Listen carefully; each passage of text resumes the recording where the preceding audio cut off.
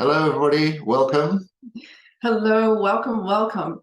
We're so excited to be sharing with you the energies of the upcoming year of 2024 through our Energies and Opportunities yearly broadcast. We're living in really incredible times, and I think what we have to share with you today could be life-changing information.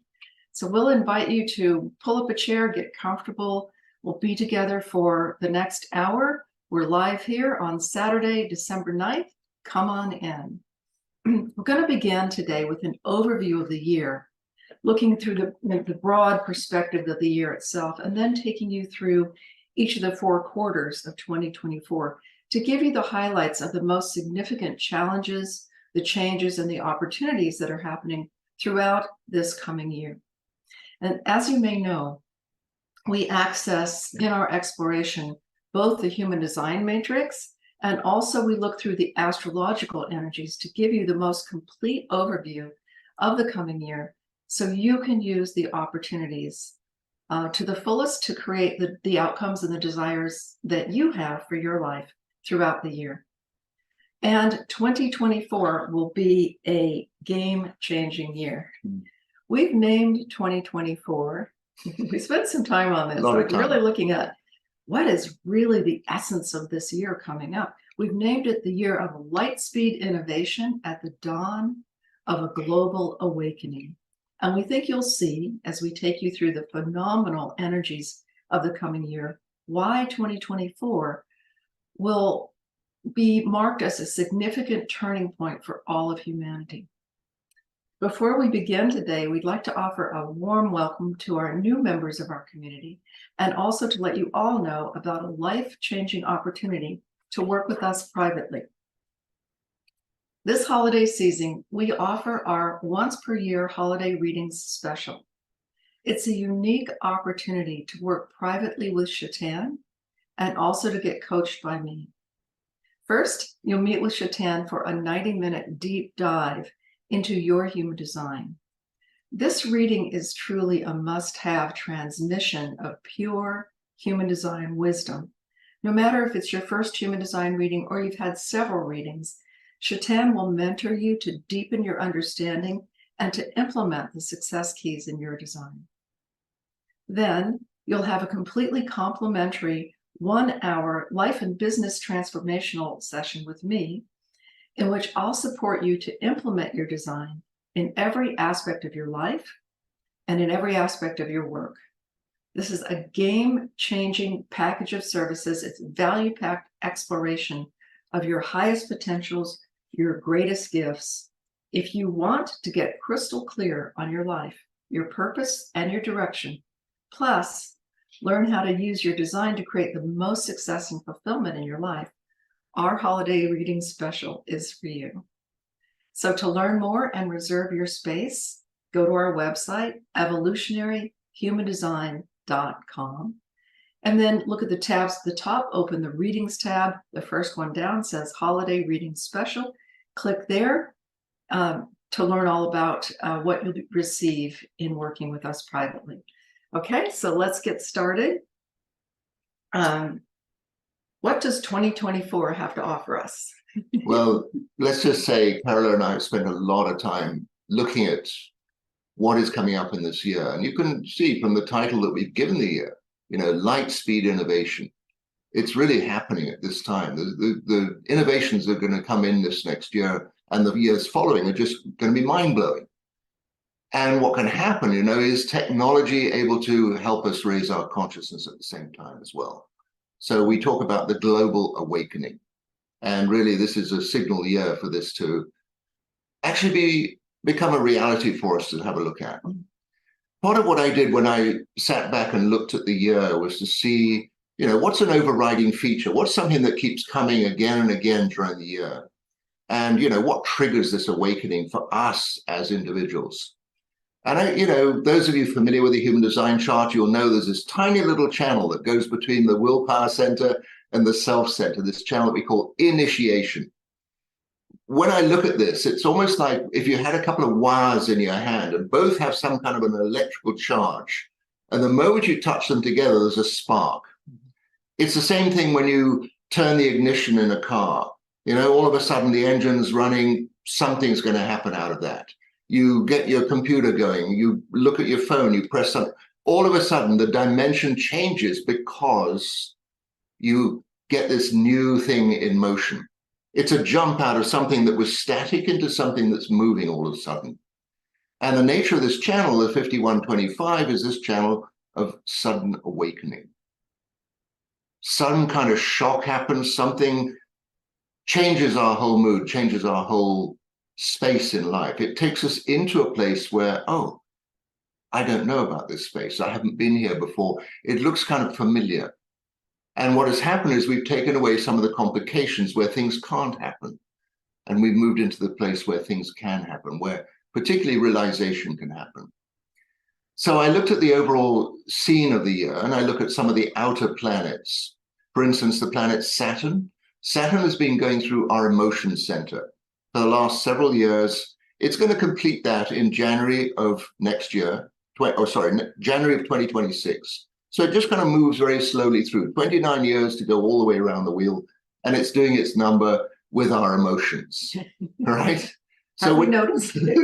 So, you know, when you look at Saturn, you say, what's it all about? It's like, it's very much to do with, you know, our relationship to our body and the way we move through 3 dimensions.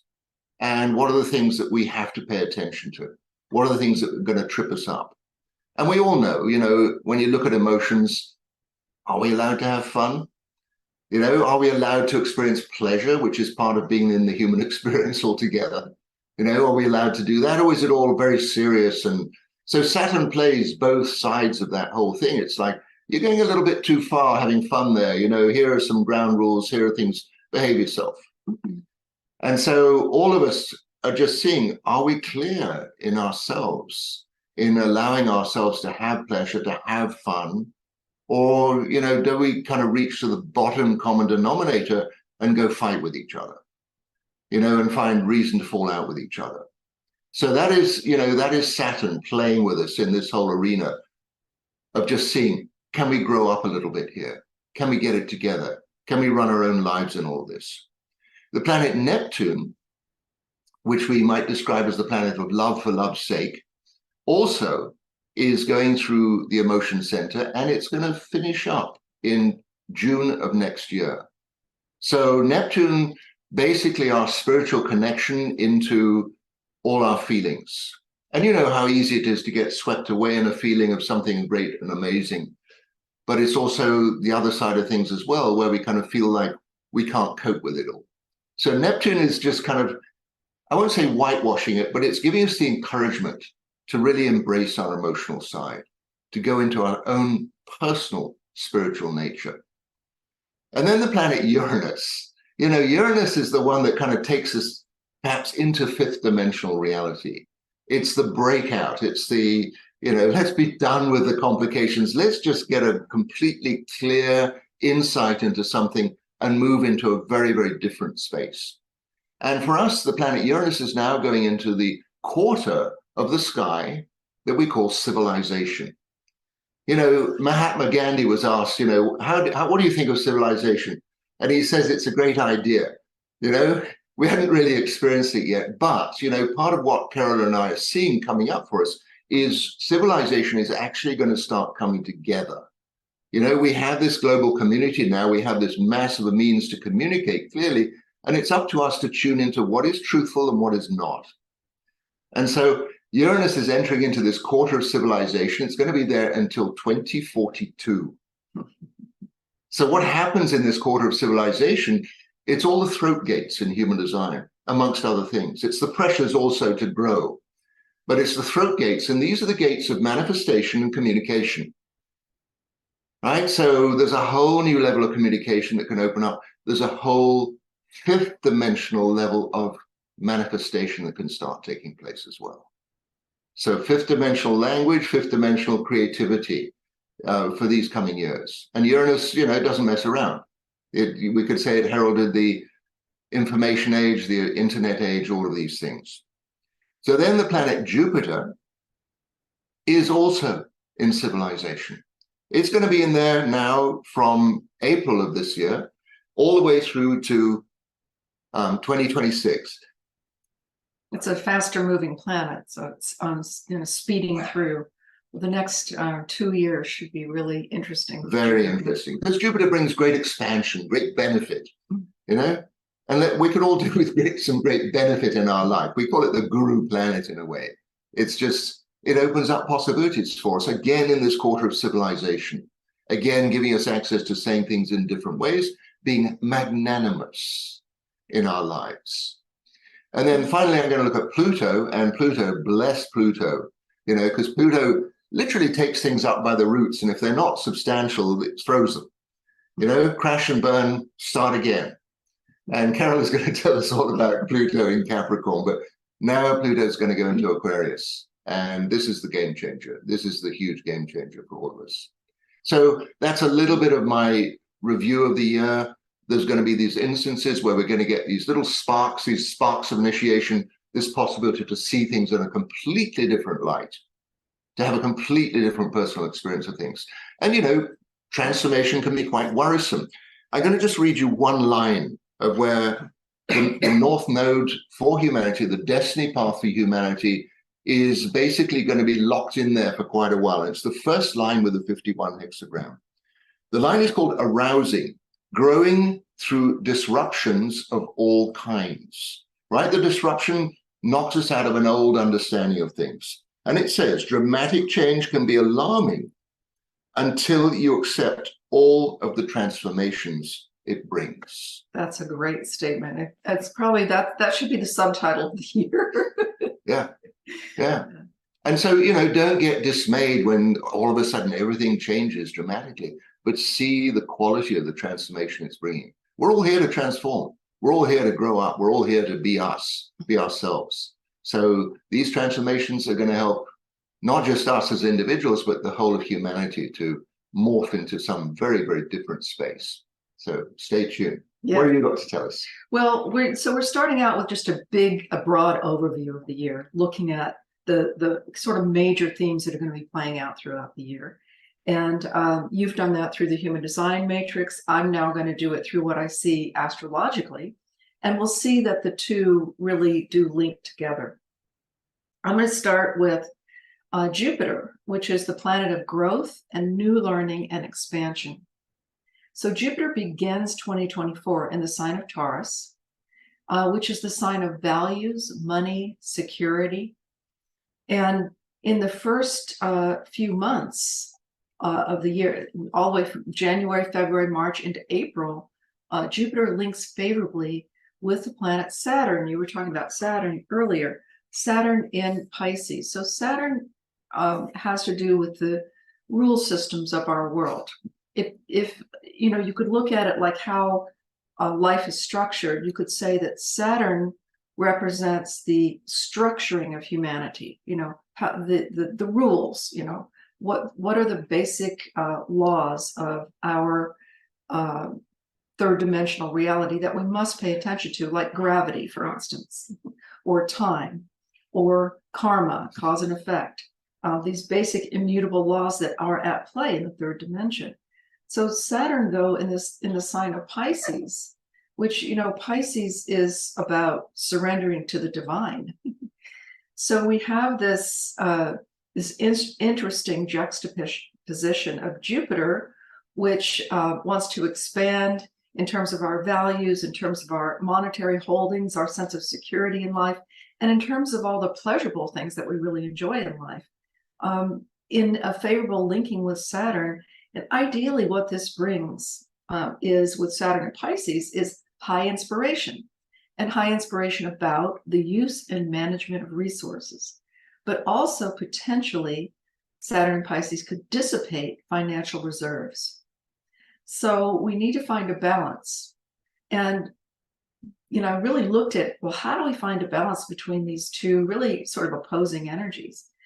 And we do it only by investing in things and investing in activities and investing in relationships that inspire us. What is true for us? What is really inspiring us? And when we do that, then we tend to have the outcomes that are truly the outcomes that are meant for us, and in the end going to be in our highest best interest.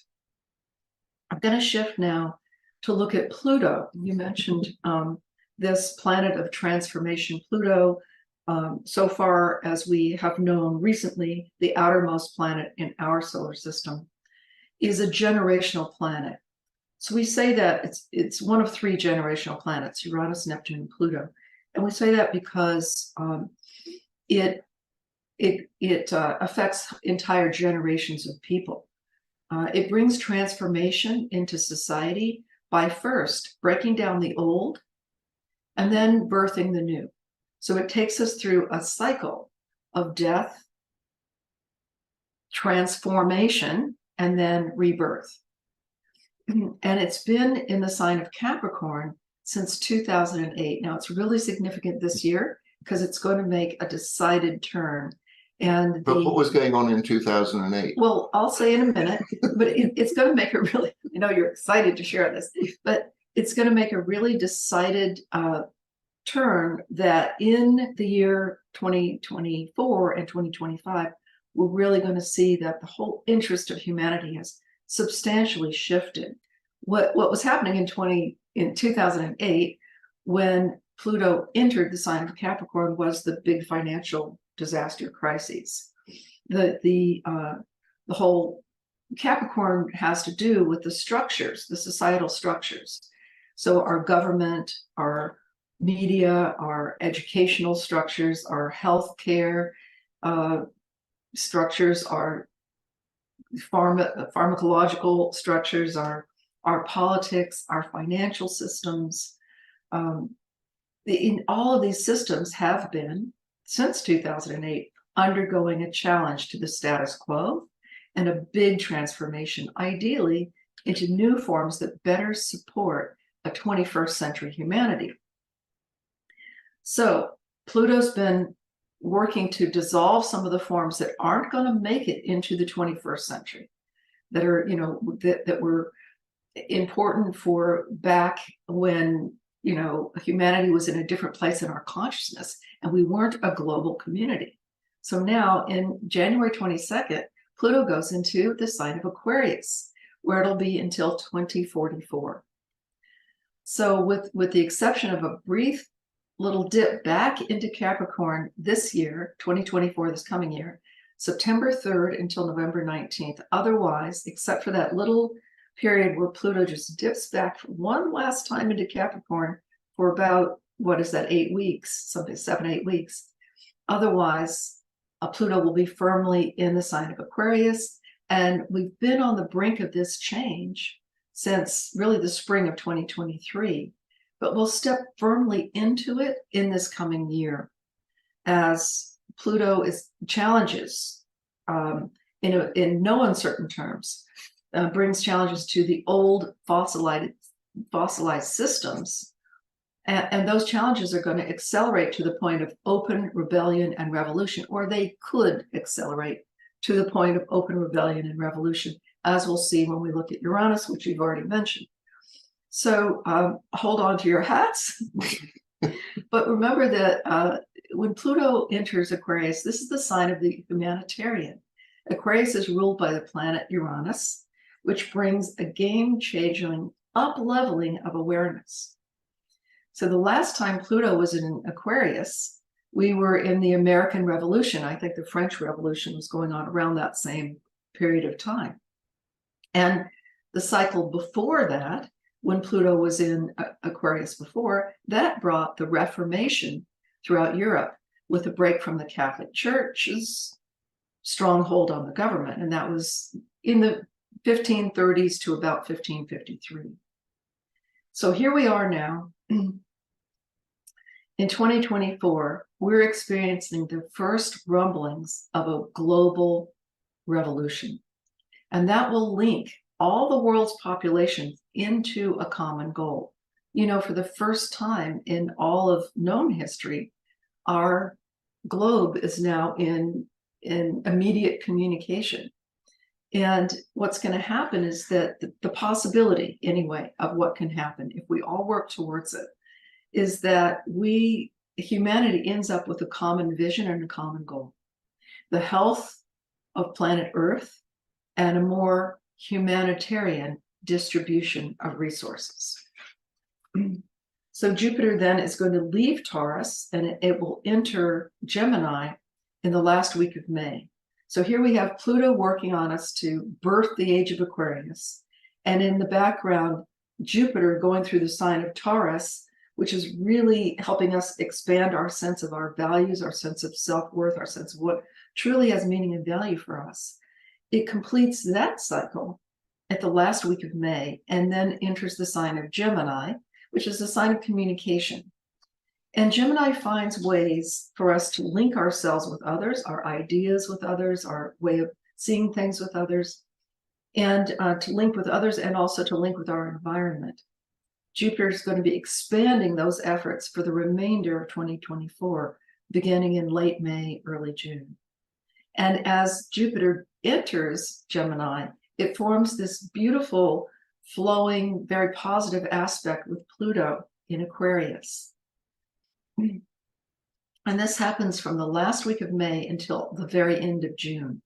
It's a highly empowering aspect for social expansion and favorable adaptation of new ideas and new methodologies in communication and transformation, which, as Shatan pointed out, we're going to see huge revelation in all of those technologies. Jupiter then moves into a challenging aspect with Saturn. This happens on August 1st and through the end of September. And then again, we have a little bit of a dip in December. So what does this mean? Jupiter's been in Gemini. It's been expanding our sense of what's possible. We've been seeing, with the trine to Pluto, we've been seeing all this possibility of what can happen when we adapt new ideas and methodologies and in all of our technologies, and we're seeing rapid movement forward. Well, often the way humanity moves is, 2 steps forward and 1 step back.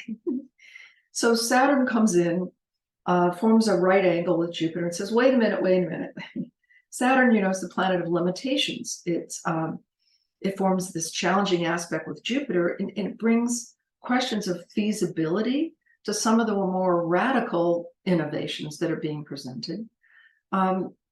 We should know by the end of the year which new changes need to go back to the drawing board and which most likely will see rapid adaptation into our world's cultures. So we'll have a little period there of rethinking some of the great new ideas and really sifting through them to see which ones are truly viable. Another defining aspect of 2024 happens in the middle of the year. Uranus has been in Taurus, the sign of Taurus, since 2018, 2019. And it stays there until mid-2026. So Uranus is another of those slower moving generational planets that's been challenging our values and upending the way business and commerce is being conducted worldwide.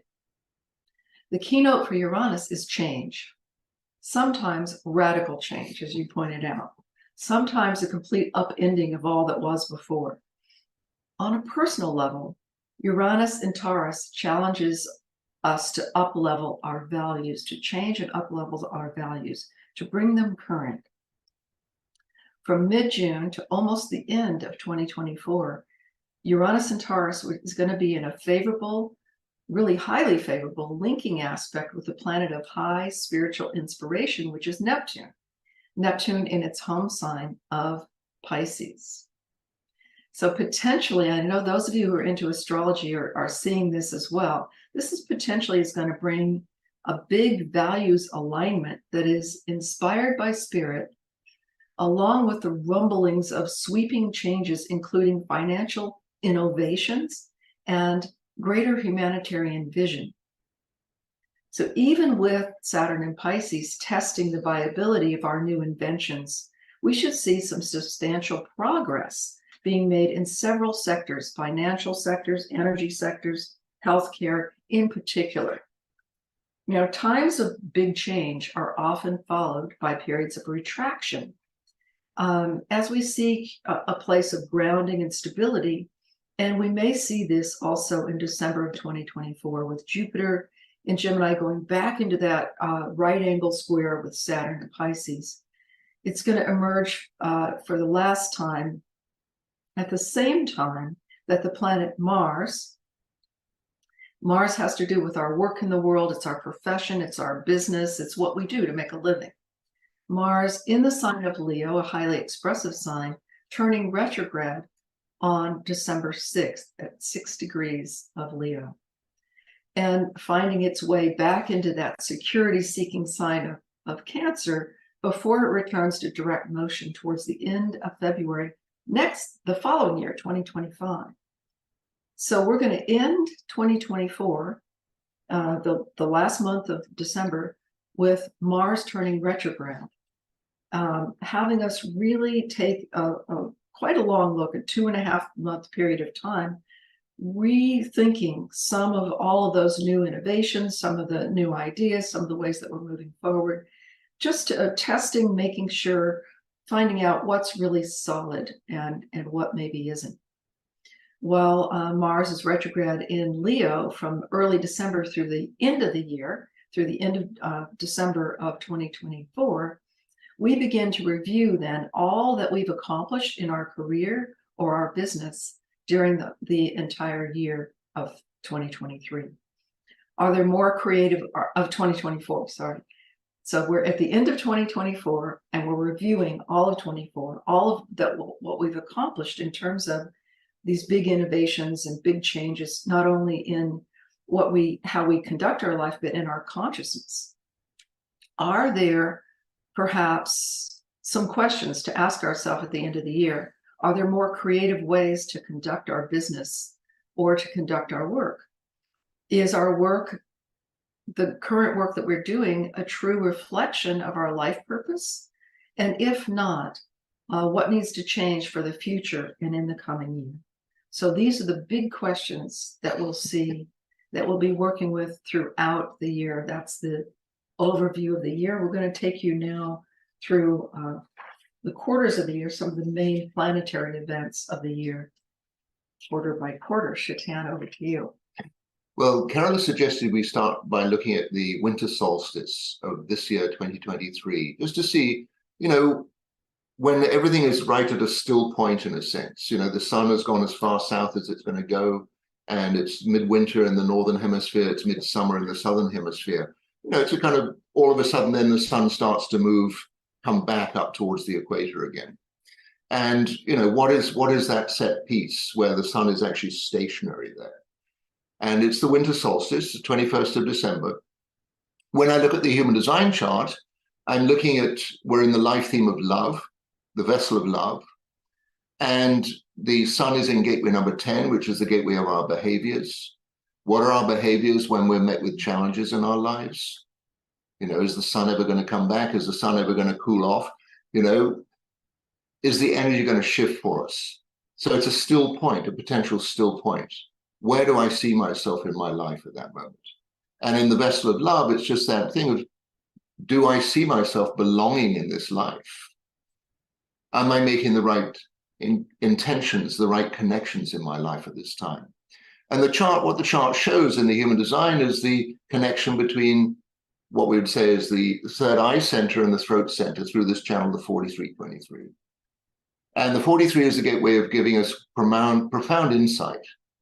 And this is Venus in the 43, and we've got Uranus in the 23. And Uranus has the voice of the 23 saying, I know. So for all of us in this time where the currents are changing, is just to see, are we open to massive innovation?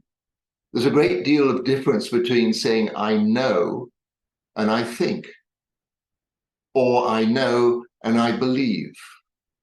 I know basically means we're tuning into an inner vibration that is ours. It's our unique vibration. It's our unique appreciation for our place in this moment in time. So for all of us to see, as we're expressing our love in this time, or being in an environment that opens up this whole dimension potentially of love around us, are we being true to ourselves? Are we speaking our truth? Are we recognizing our truth? Are we allowing ourselves to go into that place?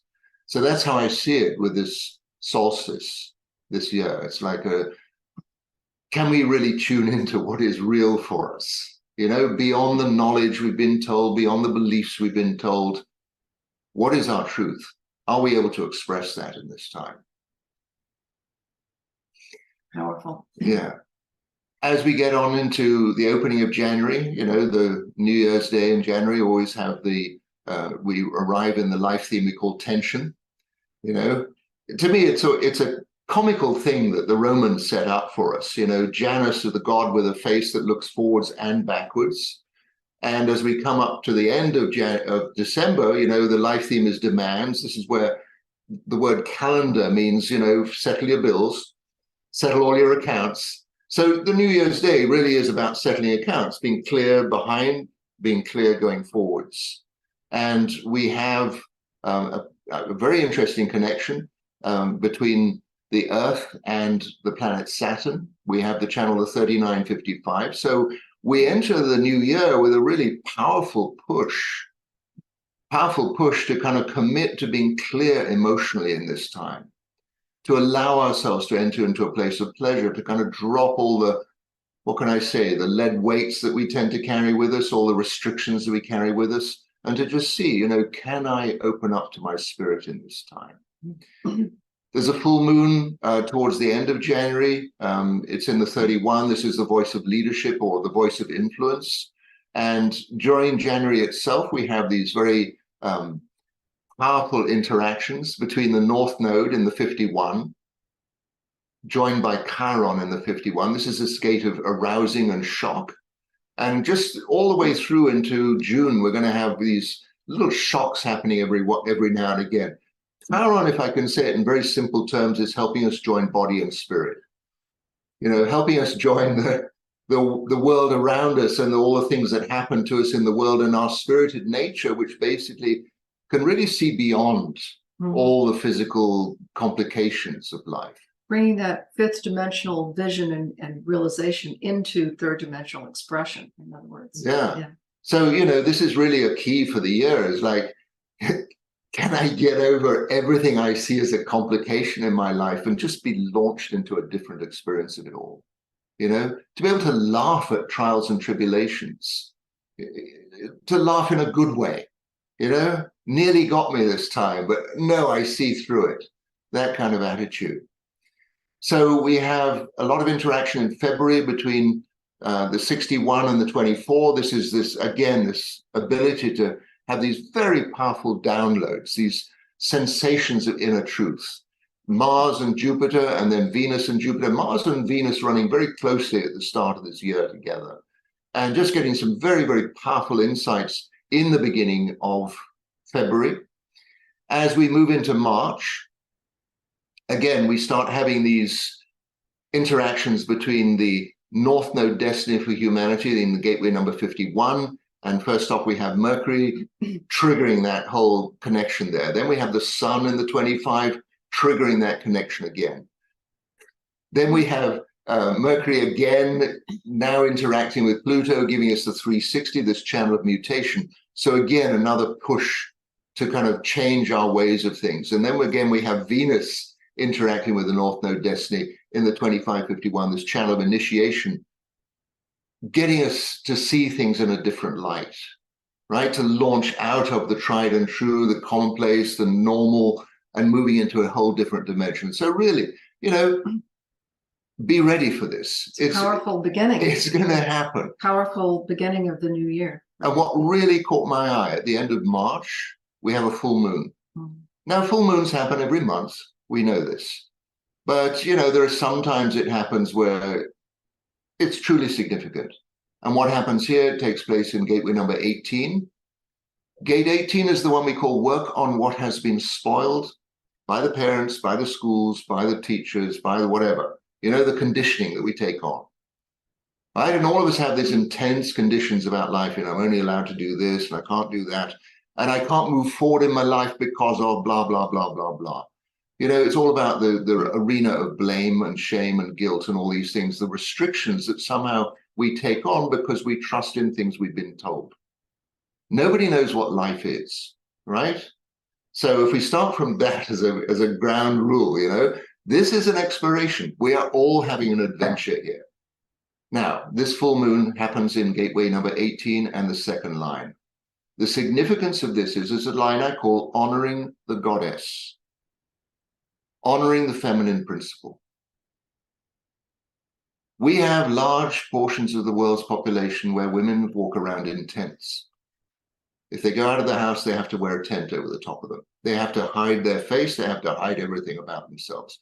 They're not allowed to display emotion. They're not allowed to have any expressions like that. And so this whole arena of part of the massive transformation that's taking place in this year, and this beginning of the opening of the global communication, the global awakening, is women are going to start seeing there is more and more opportunity to come out into the world, to be a presence here. Mm-hmm. This is a Mother Earth, right? We need the mother's principle here. And so that full moon at the end of March is kind of, to me, it just opens up a key that all kinds of things can start happening in a different way, because we're getting all these little shocks, these initiation shocks at the same time. What do you get to see? Okay, so we're taking it sort of, we're looking quarter by quarter into the year. So the first quarter of the new year, you could say officially really begins at the winter solstice in 2023. So December 21st, the winter solstice, it happens on the 21st in the US. In much of Europe, it actually happens on the 22nd of December. But essentially, we look at this point, we look at 4 points in the year: the winter solstice, the spring equinox, the summer solstice, and then the fall equinox. And those give us, those are the sort of turning points in the year where the themes for all of us will be most accessible, and where the themes will change. So I would agree with the theme that you pointed out for the first 3 months of the year, and it's shown in the winter solstice. We can see it there, December 21st, 22nd. The sun goes into 0 degrees, 0 minutes of Capricorn. That does mark the winter solstice. And it does it together with a retrograding Mercury. So Mercury's been retrograde in December. Mars, as we pointed out, will do that next December, but this December, it's Mercury retrograding and conjoining the sun. When it does that, it also, at the solstice, is in this trine flowing aspect to the moon and Jupiter. So what that means is it's open possibility for new creativity, for downloading all kinds of new ideas, new inspirations, new possibilities, mainly for expansion, for growth. Even though we're in, some, what you could say are some very, very highly challenging times, the winter solstice opens the possibility for the next 3 months, January, February, March of 2024, to really have some significant progress that we make across many, many areas of our lives and our experience. So very, very positive, creative, healing aspects happening at this time. Essentially, where the healing is focused is on how we do business, commerce, how we exchange value with each other. That's going to be the question and the concern for this 3-month period of time. And that speaks to our values. So again, Venus is opposing Uranus in the winter solstice chart, which means, again, we're going to be looking more deeply at our values and refining our values. As we begin the year 2024, on New Year's Day, all the planets are direct except for Mercury, which has been retrograde, but it's stationary directs on January 2nd, January 3rd in some parts of the year. So we're going to have a New Year's beginning 2024 with almost all the planets completely moving in direct motion, which is the most powerful in terms of getting things done, getting things accomplished. We have a great New Year's Day that opens up all kinds of possibilities with the return of Mercury to direct motion in a way that it's opening up new possibilities. So we begin to ask ourselves, what's possible for us to create in this next 3 months? And as we move along, as you mentioned, through some of the aspects that happen in the first 3 months of the year, that phenomenal Jupiter aspect that continues on with Saturn. Jupiter is about to link with Uranus, forming a really favorable aspect with Venus at the spring equinox. So when we come up to the spring equinox, March 19th in most of the US, March 20th in some of the rest of the world. The spring equinox, again, the sun now moving into the sign of Aries. And this marks, in some ways, the true beginning of the year, because in astrological lore, Aries is the beginning. It's the first sign of the zodiac. It's the new beginning of the year. So we look closely at the energies at this time to see what's potentially happening in this period of the spring through the latter part of March, April, May, into about June 21st. And I do know that for those of you who live in the Southern Hemisphere, our seasons are opposites. So as we enter spring in the Northern Hemisphere, you're entering the fall, but the energies are the same. You're just experiencing it in a different way in terms of the seasons.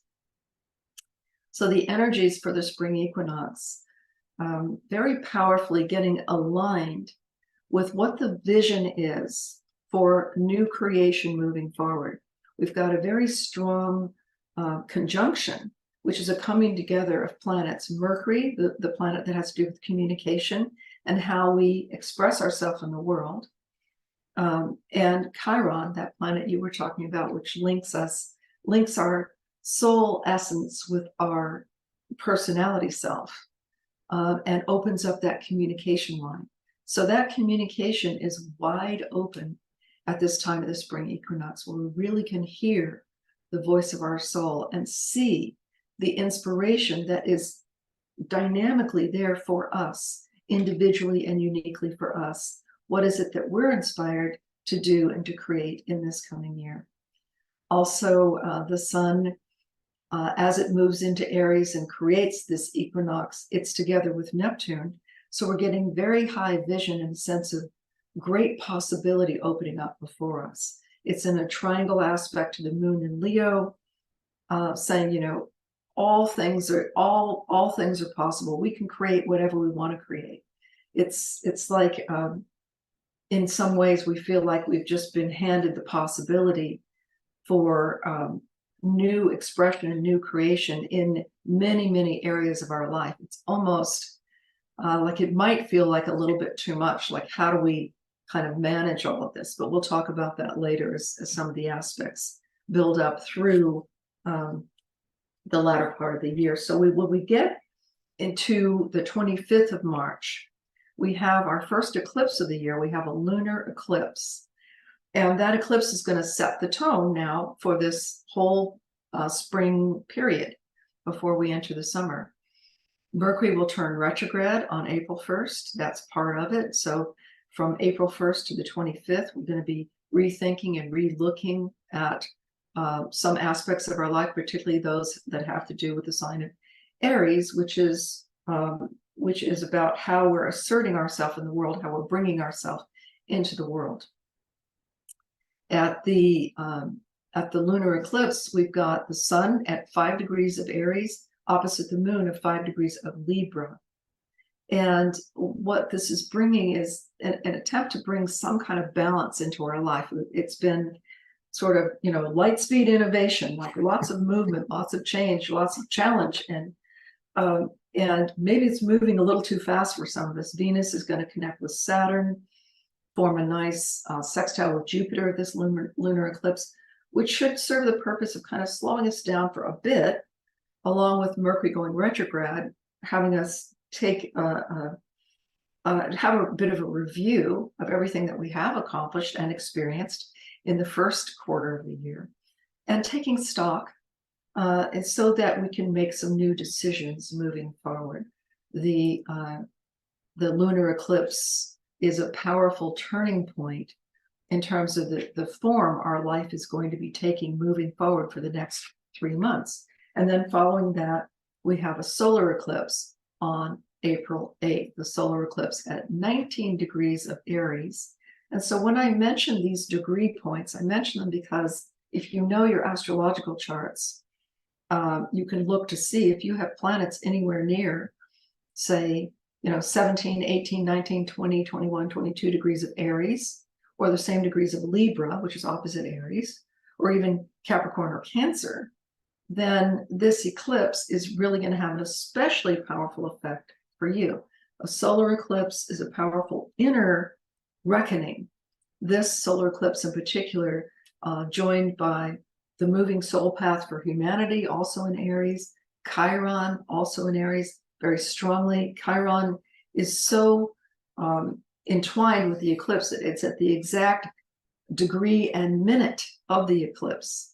So we have a new beginning with a solar eclipse in Aries, a new way of starting our life, or being a new way of being in the world that requires that we're connected with our higher self. Chiron is right there saying, listen to your higher self, follow that higher guidance. Mercury is there, receiving, listening to it, hearing it, being able to hear it. The channels are open at this eclipse for us to really hear the voice of our higher self, which is the voice of our soul's or our spirit's wisdom. The innovation just keeps going. That also shows in the solar eclipse, Jupiter and Uranus together, one new invention after another, after another, after another. It's about to make our head spin. We can never keep track of it all. At the same time, Pluto forming a very positive sextile, linking energy with Venus. So even though we know that there's some big financial changes afoot, it looks like some of the fears that we've had about financial crashes or disasters, at least during this period of time, we won't be seeing that. We'll be rather seeing the opposite, a bit of growth that looks promising. So over to you for taking us into the next part. Well, just to recount that full moon eclipse happening in the 18 line 2, which is the one I call honoring the goddess. And we, both are very clear that there's a massive shift going to take place from that energy at that particular time, honoring the goddess, honoring the feminine principle. So you say a great time to kind of review and see, slow things down a little bit, but also to see, is technology running away with us? What about the feminine principle? What about that whole side of things as well? And then the solar eclipse on the 8th of April, it's in the 51. Oh, hello again, that 51, the gateway of shock. Wake up, see things differently. And it's in the 5th line, which is the line that's called being reliable, accepting all the changes that repeated shocks bring. So it's not like we're getting worn out by all these shocks and things that are happening, but it's really a moment in time where we're having to up level. We're having to see things in a different way. There is a whole string of events, but first with Venus, then with Neptune, then with Mars, then with Jupiter, all of them making this connection, the 2551. And it lasts all the way from the beginning of April, the 3rd of April, all the way to the 11th of May, where we're having this injection of these sparks that I'm talking about, oh, it changed. Oh, it changed again. And it's just, just to see, can you find the humor? Can you find the love? Can you find the acceptance, the engagement with it all?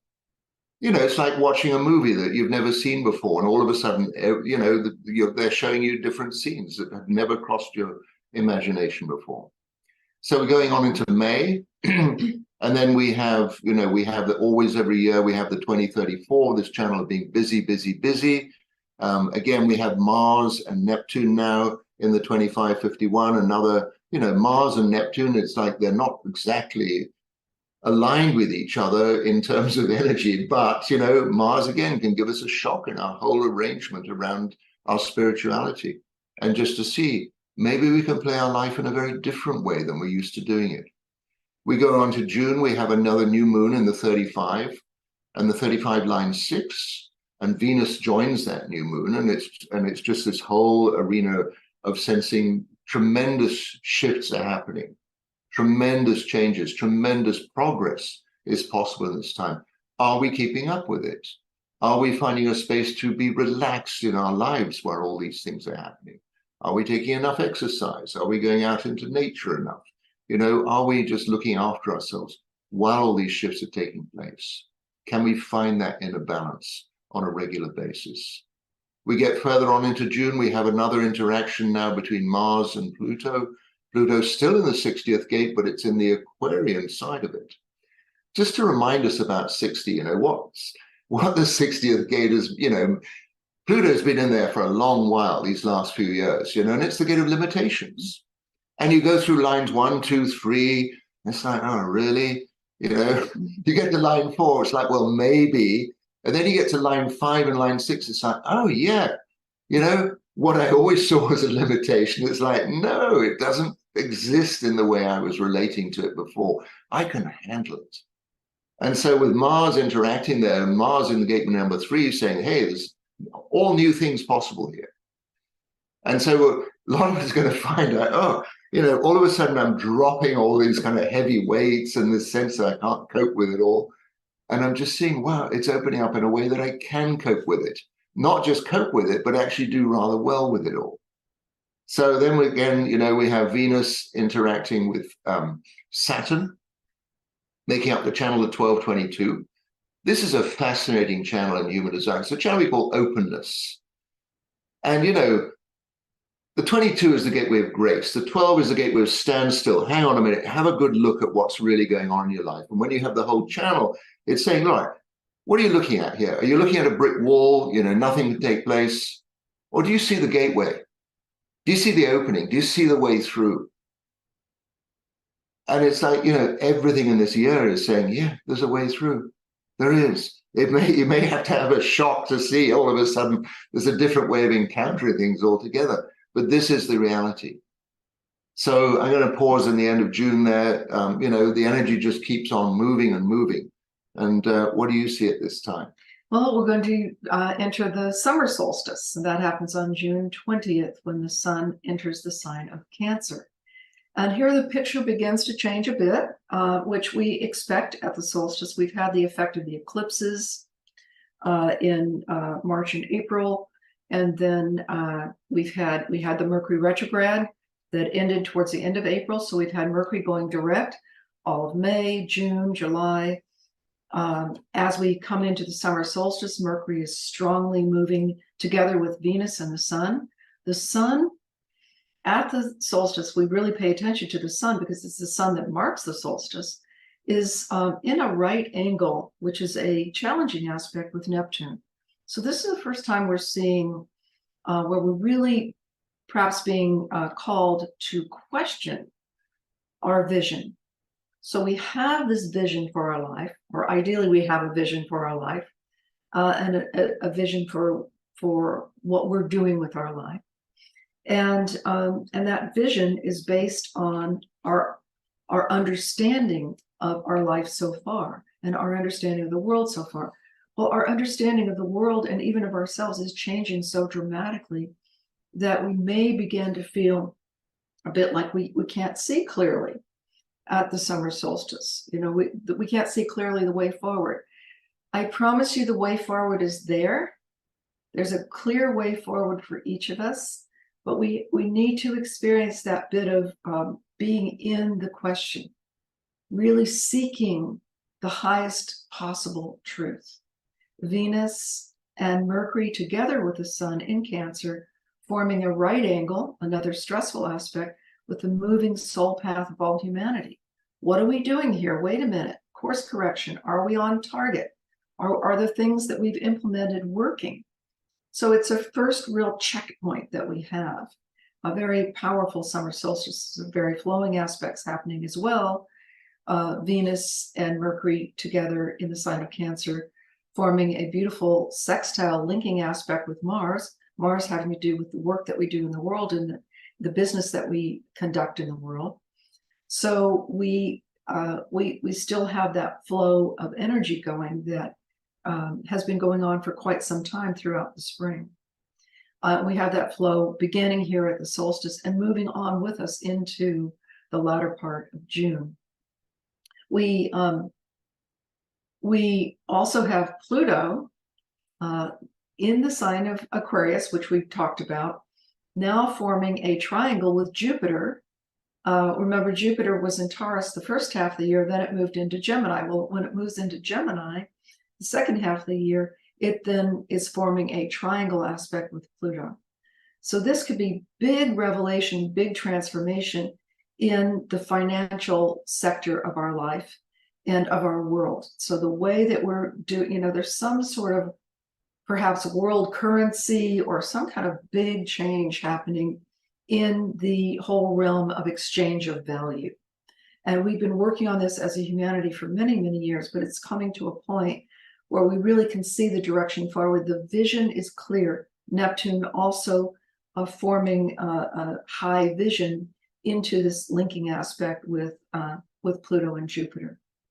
And then we also have the moon in Sagittarius at the summer solstice, forming a triangle with Chiron, saying whatever healing energy needs to happen is going to be highly available to us throughout the summer period, which goes through from June 20th, all of July, all of August, into the latter part of September.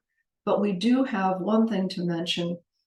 In early August, we have another Mercury retrograde. So Mercury will turn retrograde August 4th at 4 degrees of Virgo, and it will not go stationary direct again until August 28th. So almost the entire month of August, we'll have another Mercury retrograde again. We'll be in a period of re-looking, rethinking some of the basis upon which we formed the new changes in our life. That's the Virgo part. And also some of the creative ways that we're implementing it. That's the Leo part of the retrograde. So we'll see that happening towards the end of the summer season before we come to the next set of eclipses that happens in the fall. Okay. Would you like to? Yeah. So yeah, I'm not going to say too much about July from the human design perspective, except we have a full moon. And now it's in the gateway number 60, and it is also combined with, we're going to say we have a full Pluto at the same time.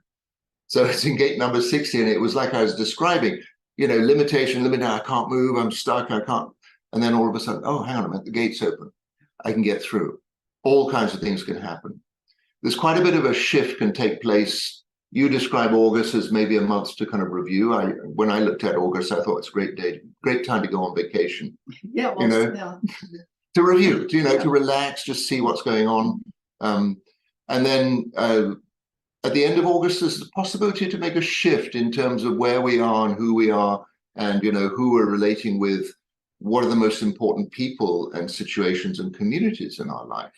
And so there's always that possibility at the end of the month to do that, to kind of review things in that way.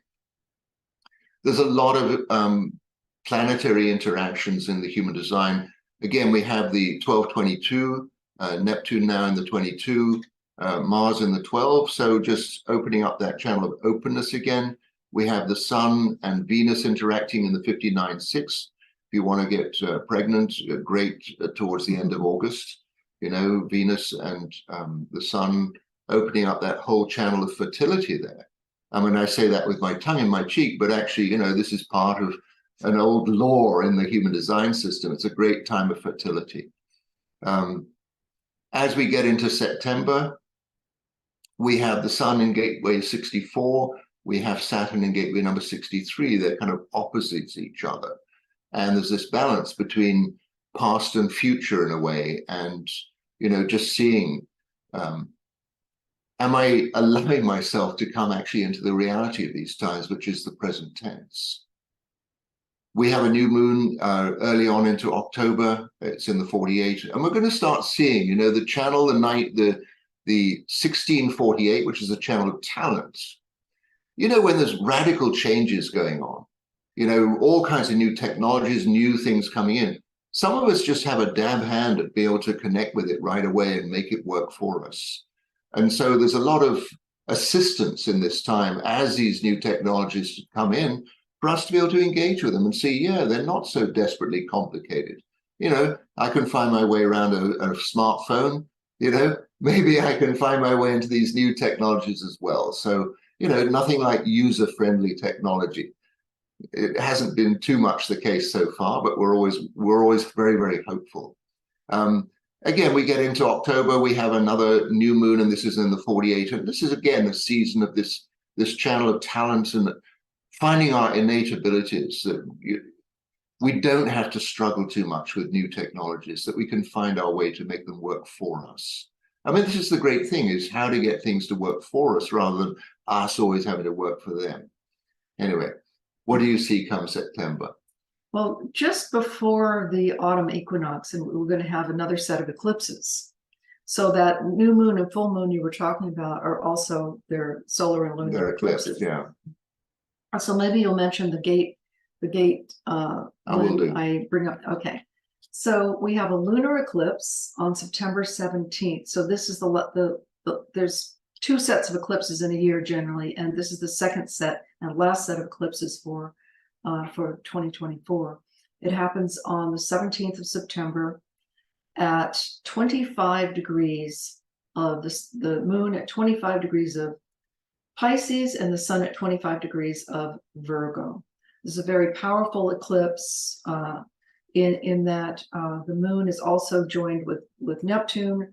So we see the sun and the moon opposite each other with Neptune right in there, illuminating the eclipse and bringing it into perhaps even higher focus than it normally would be.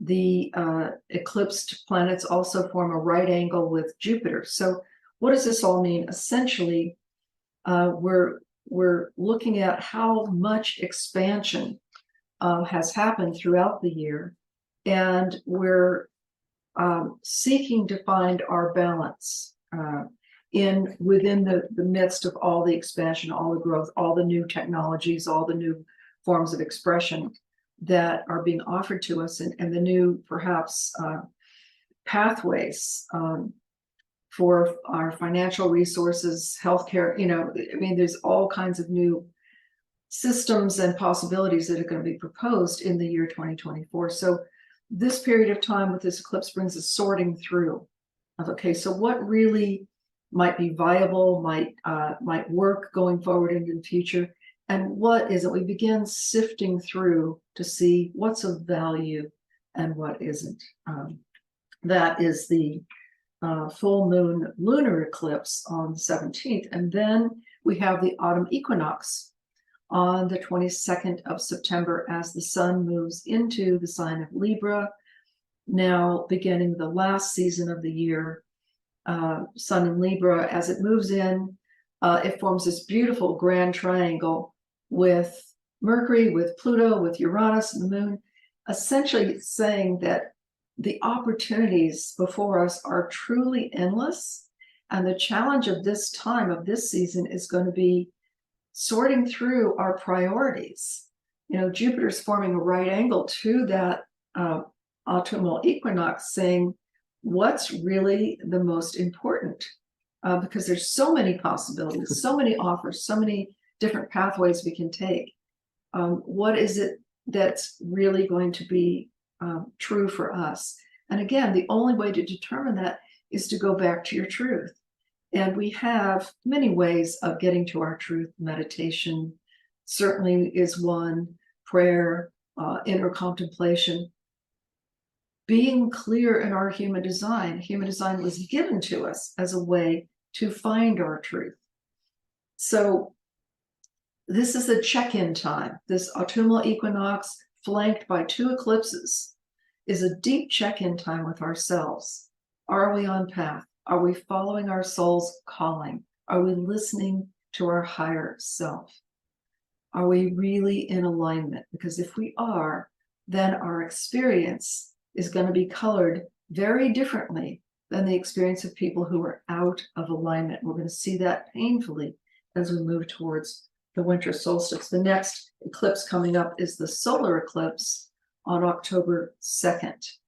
So, oh wait, you were going to say... yeah, I was going to give you the names. The eclipse, okay, back to the lunar eclipse on September 17th. What gate did that happen in? All right. Interestingly, it happens in gateway number 36. So in the traditional I Ching, it's called darkening of the light, as though you're stepping into something and it's like, I've never been here before and it looks very dim in there. Is there a way through? And so here, and this year is bound to be challenging. There's bound to be these shocks that take us into different possibilities in our lives. And, what's happening with this full moon eclipse, it's happening in the fourth line. It's a very interesting line. Wherever we go from third to fourth line, there's a kind of discontinuity in every hexagram. We're going from a lower trigram to an upper one. The fourth line is the one that's called surveying, accessing your way by following your own light through all situations. So there you are, the darkening of the light. You're going into a tunnel, it's getting dimmer and dimmer and dimmer.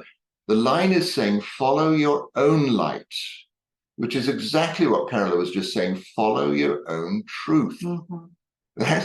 Right? Regardless of what the media is telling you, regardless of what you've been taught, follow your own light. Right? It's huge. And then we have the new moon, as you say, on October the 2nd. And this is in gateway number 48, which is the gateway we call the well, the water source. It's the gateway of knowledge. And the first line, it combines exactly with what you're saying. It says, finding significance, quick recognition of relevance or irrelevance in your life. Yes, it's exactly that. It's like sorting through everything. I got this, that, and the other. And it's like quick recognition. Inside, you just know what's for you and what's fluff and what's for everybody else. Yeah. So that other significant point in the whole last quarter of the year is this last new moon solar eclipse, which you were just talking about. It happens in the sign of Libra, 10 degrees of Libra, together with Mercury. And what's significant about this is, as we essentially, an eclipse in Libra, a solar eclipse in Libra is about finding our inner equilibrium and our balance. And because the planet Mars, which has to do with our work in the world, our business, is in a right angle challenging the eclipse, it's essentially the question this eclipse brings up is, again, are we on path? Yeah. Are we being true to ourselves? Because if we're not being true to ourselves, it's going to get increasingly painful, and it's going to get increasingly difficult to be in any kind of flow in life. There are some really great aspects also at this solar eclipse, this powerful solar eclipse. There's a big grand trine. There's all kinds of opportunity that's available to us, but that we can't really avail ourselves of the opportunity that's here if we're not being true to ourselves. So it's back to that, with this solar eclipse making a strong statement. And then as we move towards the closing of the year, Mercury will form another retrograde on the 25th to 26th of November. Mercury will go retrograde for the last time in the year in 22 degrees of Sagittarius. It'll stay in Sagittarius for its entire retrograde, and it will turn stationary direct on December 15th. So the last week in November, the first 2 weeks of December, we'll have a Mercury retrograde, and we'll be reviewing our beliefs. What is it that we truly believe and know to be our highest spiritual truth? That will be the big question. And there's a lot of great linking aspects throughout this time that could help us deliver us to that answer. We got a little bit of a Mars retrograde coming up too. Huh?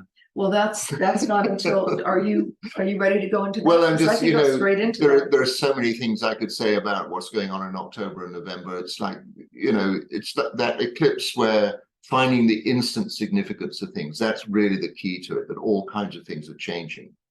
And, we go into December. To me, the nodes shift again. They've been in the 17, which has basically been getting really clear in seeing how are we expressing ourselves going forward? How are we sifting through all the things that are being offered to us?